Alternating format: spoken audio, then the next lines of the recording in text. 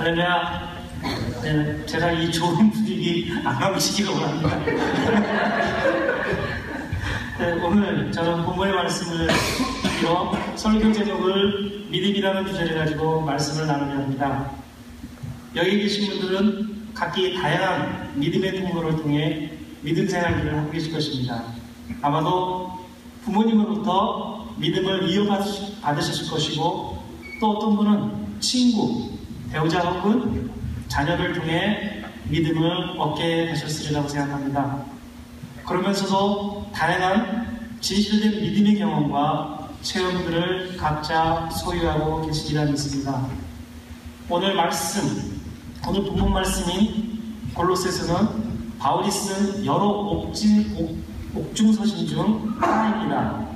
이 서신은 일반 서신에서도 볼 수 있는 특징을 가지고 있는데, 이단과의 투쟁을 위한 내용들을 가지고 구성되어 있습니다.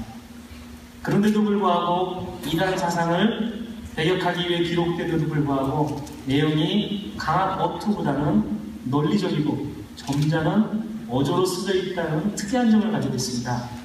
7절 말씀을 보면 에바브라는 인물이 등장하는데, 에바브라는 바울의 많은 가르침을 받고 골로새 교회를 세운 개척 목회자입니다.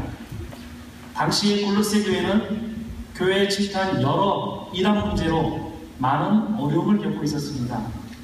잘못된 철학과 유대적 의식주의와 위장된 기독교의 형식주의, 천사 숭배 등의 신비주의, 그리고 금욕주의 등이 만연되어 교회에 뿌리를 내리려 하고 있던 시기였습니다. 이단은 우리의 마음속을 쉽게 파고드는 특성이 있습니다. 예수 그리스도를 따르는 우리는 결코 예법이나 형식에 얽매이거나 이적과 기적을 체험함으로만 믿음을 쌓으려 하시면 안 됩니다. 그것은 믿음이 아니라 추종입니다. 단지 모래성과 같이 쉽게 허물어지는 믿음인 것입니다. 골로새 교회의 문제점을 다시 한번 부연 설명하자면, 당시 철학은 우리 인간에게 개인적인 가치관과 국가적인 가치관을 결정짓는 중요한 잣대이자 논리를 제공하는 근간이었습니다. 하지만 당시의 헬레니즘을 바탕으로 발달한 철학은 말씀을 근간으로 발전된 것이 아니라 인간의 지혜의 바탕을 두고 개발되어진 세상이기에 사실상 신앙생활을 더 어렵게 만들고 교회를 더 혼란스럽게 하는 실정이었습니다. 또 당시 철학은 이론에 치중한 나머지 서로의 주장만을 합리화하려는 논쟁을 일으키며 개변만을 늘어놓는 일이 다반사이었습니다. 이에 바울은 철학을 세상의 초등학문이라는 말로 경시합니다. 이는 철학의 논리로 기독교의 복음을 뿌리채 변질시키려 하였기 때문입니다. 그리고 유대적 의식주의는 자기들만의 전통을 중요시하였습니다. 전통적으로나 습관적으로 내려온 사회적 규범이라든가 비성경적인 전통 등만을 고집하였습니다. 예를 들자면 할례와 제사 문제, 미신적인 습관과 음식의 금기 상황에 대해서 믿음 생활이라 생각하고 따르고 이를 교회 안으로 끌어들이려 하였습니다. 또한 위장된 기독교의 형식주의는 그리스도를 부인하지는 않지만 그리스도의 주권과 지존하심을 인정하지 않으려 했습니다. 이처럼 외형적으로만 그리스도인 것처럼 위장하는 것은 골로새 교회에게 많은 어려움을 줄 수밖에 없었습니다. 이 유대적 의식주의와 형식주의는 예수 그리스도와는 전혀 상관없이 자신들만의 의만을 가르치려 하였습니다. 그러기에 바울은 골로새서에서 절반가량을 이 문제를 해결하는 데 많은 중점을 두었습니다. 한편 천사 숭배 등의 신비주의는 더욱더 심각하였습니다. 하지만 과거에나 현재 이 시점에도 우리들 주변에 잘못된 믿음이 만연되어 있다는 것은 현실입니다. 남미의 어느 교회에 천사가 방문하였다는 교회가 한때 인터넷에서 자주 등장하였습니다. 천사가 밟은 자리에는 희귀한 보석들이 떨어져 있고 많은 금가루들이 떨어져 그것을 모아 그 교회는 곧 큰 부자가 될 것이라는 소문도 있었습니다. 게다가 천사가 지나간 발자국을 보낼 떠 교회 안에 전시까지 해놓는 실정이었습니다.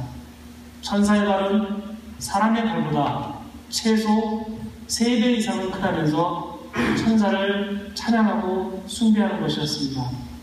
천사는 하나님의 피조물로서 하나님께 순종하고 경배하는 존재이지 결코 우리 인간이 천사를 숭배의 대상이 돼서는 안 되는 것입니다. 또한 신비주의 한 주인 좌슈아 밀즈라는 젊은 목사의 집회 중에는 성경책에서 이상한 기름이 흘러나와 기름이 큰 항아리에 가득 찼다고 합니다. 그리고 여전히 조금씩 흘러나와 그 성경책 주변에는 기름이 항상 축축하게 젖어 있다고 합니다. 그리고 예배 도중 기도를 하면 썩은 치아가 갑자기 금으로 변한다고도 합니다. 또한 어느 24시간 기도와 찬양을 하는 데가 있는데 그곳에는 영성이 강하신 분들이 기도하며 방문자의 사람들의 미래를 예언하는 곳도 있습니다. 이처럼 우리 인간들은 하나님의 본질을 알려고 하는 것보다 무언가 신비한 감을 가지는 것이 더 중요하다고 생각하시는 분들이 많은 것 같습니다. 물론 하나님께서 역사하시면 안 되는 것은 없습니다. 하나님 아버지께서 원하시는 것은 순수한 믿음이지 이적과 기적만을 쫓으라는 것은 결코 아니실 것입니다. 실제로 제가 아는 한 목사님이 그런 모임에 가서 보석 몇 개를 주워가지고 온 적이 있습니다. 아주 소중하게 간직하고 계셨고 여러 사람들 앞에서 곧잘 자랑하였습니다. 그런데 어느 날 호기심 많은 권사님께서 그 보석을 빌려가셨습니다. 그리고 보석상의 가죽과 그 보석의 값어치가 어느 정도 나가는지 몰래 감정을 시도해 보았습니다. 감정한 결과 그 보석은 가짜였습니다. 우리가 다시 모임을 가졌을 때 그 권사님은 여러 사람들 앞에서 이 보석은 가짜라고 했습니다. 우리들은 서로가 한동안 말을 잇지 못하고 서로의 얼굴만 보고 있었던 정말 황당무계한 일도 있었습니다. 마지막으로 금욕주의는 정신에 속하는 것을 선이라고 하며 육체에 속하는 본능이나 욕구를 악의 근원 또는 악 그 자체를 보는 견해의 바탕을 두고 육체적인 욕구나 본능을 되도록 억제하는 것을 말합니다. 절제를 통해 악에 대항하여 선을 고용하기 위해 만들어진 일종의 수행체계입니다. 물론 경건한 신앙을 추구하는 사람에게 금욕적인 삶은 필요한 것입니다. 하지만 아무리 좋게 보이는 경건이라도 하나님의 뜻과 상관없는 금욕은 부자연스러운 것이며 저희들 신앙생활에 아무런 도움이나 유익을 주지 못합니다. 금욕이 잘못되었다는 것이 아니라 하나님 밖에서 헤어지는 금욕은 신앙의 성장과 무관한 것이며 하나님 안에 있다고 여기는 사람이라도 하나님의 지시에 따르는 것이 아니라 자의적으로 행하는 금욕은 경건과는 전혀 무익하다는 것입니다. 이제까지 골로새 교회의 문제점들을 살펴보았습니다. 그러면 지금의 우리 현실과 골로새서가 쓰여진 거의 2000년이 넘는 그런 시대와 지금 현 시점의 시대는 얼마나 다르다고 생각하십니까? 그리고 사도 바울은 말씀에서 이런 문제점들을 어떻게 해결할 수 있는지 방법을 찾았다면 어떤 것들을 제시하였다고 생각하십니까? 바울은 모든 문제를 그리스도 예수 안에서 믿음과 사랑과 소망으로 해결할 수 있다고 보았습니다. 저는 말씀을 묵상하면서 바울이 지적한 첫 번째 해결 방법으로 제시한 믿음을 중심으로 말씀을 나누려 합니다.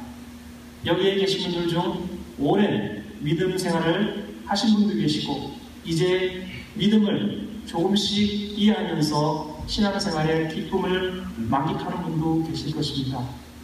이제 막 교회에 출석하며 믿음이 무엇인지 알려고 하시는 분들도 계실 것입니다.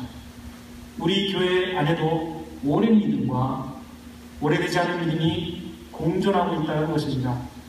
믿음이라는 단어는 너무나 많은 함축성을 가지고 있습니다. 그러나 간단하게 말씀드리자면 히브리서에 기록된 말씀처럼 믿음은 바라는 것들의 실상이라 간단하게 설명될 수 있습니다. 하지만 믿음에는 나의 방식만을 주장하는 나의 믿음의 형태가 있고 상대방이 교회와 나에게 행하여만 하는 너의 믿음의 형태가 있고 또 서로를 위해 교회에서 행하여 하는 우리의 믿음의 형태가 있다는 것을 말씀드리고자 합니다. 첫 번째로 나의 믿음이란 모든 것을 나의 생각으로만 판단하는 믿음의 형태입니다. 예화로 설명을 드리고자 합니다. 한번 들어보시고 판단하셨으면 합니다. 한 경건한 수도자가 있었다 합니다. 사탄들이 회의를 열어 이 수도자를 타락시키기로 결정하였습니다. 첫 번째 방법으로 사탄은 수도자에게 커다란 금덩이를 안겨주었습니다. 그러나 수도자는 눈도 전혀 깜빡하지 않았습니다. 그러자 두 번째로 아름다운 여인을 보내 눈앞에서 교태를 부리게 하였습니다. 이번에도 수도자는 마치 돌을 보듯 무표정하였습니다. 그래도 사탄들은 멈추지 않고 이번에는 좀 더 강력한 무기를 동원하려 합니다. 수도자의 마음에 누구도 피할 수 없는 의심의 씨앗을 심으려 하는 것입니다. 지금 당신이 하고 있는 수도 생활에 무슨 의미가 있는가? 부도, 명예도 없는 실없는 수도 생활을 당장 포기하라고 합니다. 그래도 수도자의 표정에는 조금의 변화조차도 없습니다. 결국 사탄의 무리가 나서게 됩니다. 그런 방법으로는 저 신실한 수도자를 유혹할 수가 없다. 내가 최후의 방법을 동원해보겠다 하며 승리의 확신을 가지고 수도자에게 다가갑니다. 사탄의 울음소리는 수도자의 귀에 대고 아주 작고 온화한 목소리로 다음같이 간단명료하게 속삭입니다. 당신의 경쟁자가 방금 당신의 종단에 속한 총재로 피선되었다는 소식입니다. 이 말을 듣자마자 수도자는 벌컥 화를 내며 자리에서 일어나 경쟁자에 대하여 헐뜯고 욕설을 하기 시작하였다는 것입니다. 그동안의 수도 생활이 헛되이 되고 만 것입니다.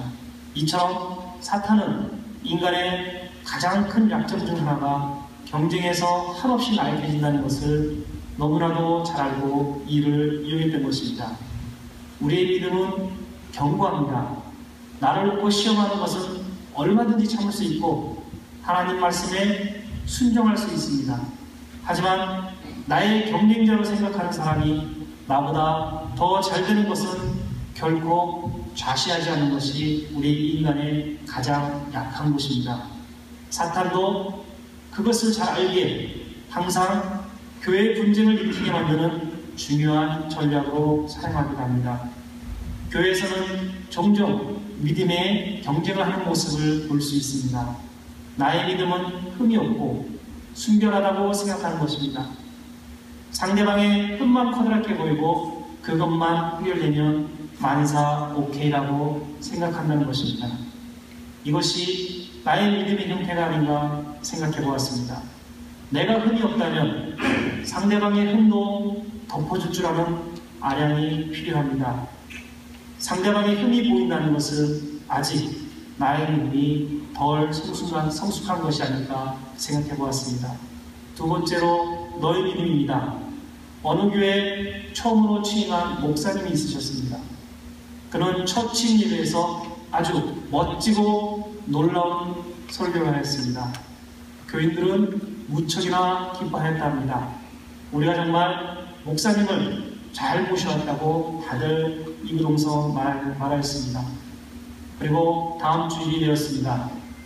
취임 예배 때보다 더 많은 사람들이 이 목사님의 소문을 듣고 모였습니다. 그러나 이 목사님은 취임 예배에서 첫 번째 한 설교를 똑같이 반복하고 계셨습니다. 점점 사람들은 고개를 갸우뚱하고 교인들이 점점 수군거리기 시작합니다. 그러나 그래도 이번이 두 번째이니 혹시 잊었거나 아니면 너무 정신이 없어서 설교 공부를 정리하는 과정에 착각을 일으킬 수도 있다고 서로가 이해하려 하였습니다. 그런데 세 번째 주일에도 이 신임 목사님은 여전히 같은 설교를 반복하고 계시는 것입니다. 사람들은 수군거리기 시작합니다. 우리가 모셔와도 단단히 잘못 모셔왔다고 수군거리고 있고 있습니다. 이때 한 용기 있는 교인이 목사님에게 묻습니다. 목사님, 언제 우리에게 새로운 설교를 해 주실 것입니까? 이 말을 듣자 목사님은 이렇게 대답하셨습니다. 당신이 이 말씀을 정말로 삶 속에 적용할 때 그때 저는 새로운 설교를 시작할 것입니다. 이 비유를 어떻게 들으셨습니까? 우리는 종종 나의 믿음은 항상 완벽한데 상대방의 믿음에 문제가 있다고 생각하십니까? 우리는 상대방의 믿음 형태가 항상 잘못되었다고 지적하려 합니다. 상대방의 믿음 형태가 고쳐지기를 바랍니다. 사랑하는 교회 성도들 간에 격려되는 말씀은 얼마든지 해주셔도 됩니다. 아니, 오히려 자주 해야 됩니다. 하지만 나의 재대로 상대방을 해석하려 하면 안 되는 것입니다. 아주 사소한 의심이나 질투는 그 어떤 답을 주어도 해결되지 않기 때문입니다. 해결의 실마리는 오직 본인 스스로만 가지고 있습니다. 어떤 분들은 설교를 들을 때마다 혹시 나를 향하여 하는 말이 아닌가 하며 혼자서 설교자를 미워하기도 한다고 합니다.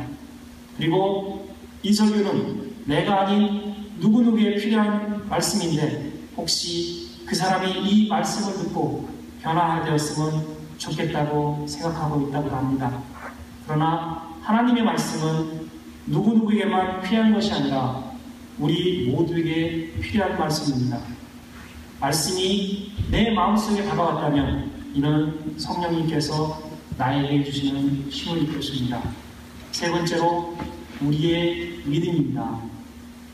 낙타는 하루를 시작하고 마칠 때마다 주인 앞에 무릎을 꿇는다고 합니다. 즉 하루를 보내고 일을 끝마칠 시간이 되면 주인 앞에 무릎을 꿇고 등에 있는 짐이 다 내려지기를 기다립니다. 또 새날이 되면 또다시 주인 앞에 무릎을 꿇고 오늘의 해야 할 짐들을 짊어진다고 합니다. 하지만 주인은 낙타의 사정을 잘 알고 있다고 합니다. 그렇기 때문에 낙타가 짊어질 수 있을 만큼만 짐을 항상 얹어준다고 합니다. 낙타는 주인이 얹어주는 짐을 마다하지 않고 잘 순종한다고 합니다. 귀하신 성도 여러분, 우리는 낙타입니다. 그리고 주인은 하나님이십니다. 하나님은 우리 형편을 누구보다도 잘 알고 계시기 때문입니다.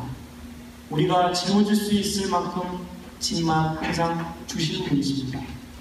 우리가 나의 믿음 속에서 주저하지 않고 우리가 너의 믿음 속에서 주저하지 않고 작은 믿음의 굴레에서 벗어날 수만 있다면 우리는 우리의 믿음을 공유하며 성실한 믿음 생활을 할 수 있을 것이라 믿습니다. 새에게 날개는 무거울 수도 있으나 날개가 있기 때문에 저 높고 넓은 하늘을 날 수 있습니다. 배는 그 돛이 무거운 돛을 지고 있지만 사실 무거운 돛 때문에 쉽고 빠르게 향해갈 수 있다 합니다. 우리 믿음의 소유자들에게도 십자가는 무거운 짐이 될 수 있습니다. 하지만 십자가는 우리들로 하여금 천국으로 향하게 만들어줍니다. 그래서 우리는 우리라는 공동체 안에서 믿음을 공유해야 하며 서로를 존중하고 서로를 사랑하고 하늘에 대한 소망을 가지고 살아가야 합니다. 믿음의 소유자에게는 신분의 높고 낮음이 없습니다. 우리는 하늘을 바라보는 사람이지 사탄처럼 지상과 공중의 권세를 잡고 사람들을 부리거나 이용하려 하는 사람들은 아닙니다. 믿음의 소유자에게는 지식이나 재물의 많고 적음이 없습니다. 하나님 나라에는 그러한 것들이 필요 없기 때문입니다. 지식이나 재물이 없더라도 하나님의 은혜 안에서 항상 기쁘고 행복하기 때문입니다. 교회는 믿음을 가지고 있거나 믿음을 가지고 있지 않은 사람들이 모이는 곳입니다. 또한 교회를 그리스도의 몸이라고도 합니다. 우리의 구원을 위해 예수 그리스도의 믿음을 둔 사람들이 모이는 곳이기 때문입니다. 하지만 하늘에 소망을 두고 우리지만 그 누구도 완벽한 사람은 없습니다. 우리는 교회 안에서 서로에게 상처를 주기도 하고 상처를 받기도 하면서 미워하기도 하고 사랑하기도 하면서 회개와 후회를 반복하며 점점 성숙된 믿음을 소유한 성도로 변해가고 있기 때문입니다. 저는 우리 교회에 온 지 이제야 20개월 정도 되었습니다. 그동안 많은 정도 들었고 많은 일도 경험해 보았습니다. 기쁨으로 섬기면서 우리 교회의 장점들을 많이 보았습니다. 단점이 없는 것은 아니라 단점을 하나하나 찾다 보면 하나님의 믿음은 사라질 것입니다. 또한 나의 믿음 생활에도 시험이 닥칠 것입니다. 그러기에 단점을 보는 것보다 장점을 보는 것이 더욱 성숙된 믿음을 가지는이라 생각합니다. 그러면서 하나님께서 우리 교회를 더 크게 들어 써주실 때가 가까이 왔음을 저는 인식하게 되었습니다. 적은 교회 수에도 불구하고 많은 일들을 서로가 감당하고 계십니다. 많은 행사가 있음에도 서로가 힘을 합하여 선을 이루면서 완벽하게 이루어 나갑니다. 서로의 아픔을 이해하고 감싸줍니다. 믿음의 선한 마음으로 본다면 우리 교회는 하나님 말씀에 순종하며 신앙생활을 올바르게 하려는 노력이 가득한 은혜로운 교회입니다. 어느 한 분 소중하지 않으신 분이 없습니다. 모든 분들이 참으로 따뜻한 마음을 가지고 계십니다. 넉넉지 않음에도 도움이 필요한 자를 남모르게 돕습니다. 그리고 넉넉지는 않지만 서로의 것을 나누며 살고 있습니다. 우리는 이처럼 아름다운 교회에 출석하는 그야말로 복받은 세계적인 성도님들이십니다. 7절 말씀에서 같이 바울은 에브라를 그리스도의 신실한 일꾼이라고 칭찬하고 있습니다. 다시 말하면 신실한 그리스도의 종과 함께 믿음 생활을 한다면 좋은 열매를 맺을 것이라는 말이기도 합니다. 이제 말씀을 마무리해야 합니다. 좋은 열매를 맺기 위해서는 나의 믿음, 너의 믿음을 버려야 할 것입니다. 왜냐하면 나의 믿음과 너의 믿음은 이기적이고 상대방을 배려하지 않기 때문입니다. 좋은 열매를 맺기 위해서는 우리 교회 공동체가 서로 믿고 의지할 수 있는 우리의 믿음이 필요한 것입니다. 그것은 예수님께서 우리에게 행하신 사랑의 열매, 소망의 열매, 믿음의 열매를 풍성하게 맺을 수 있는 하나님의 방법입니다. 성도 여러분들 간에 사랑하며 협력하는 우리의 믿음으로 더 큰 하늘을 바라볼 수 있는 비전을 꿈꾸는 성도와 교회가 되기를 간절히 소망합니다.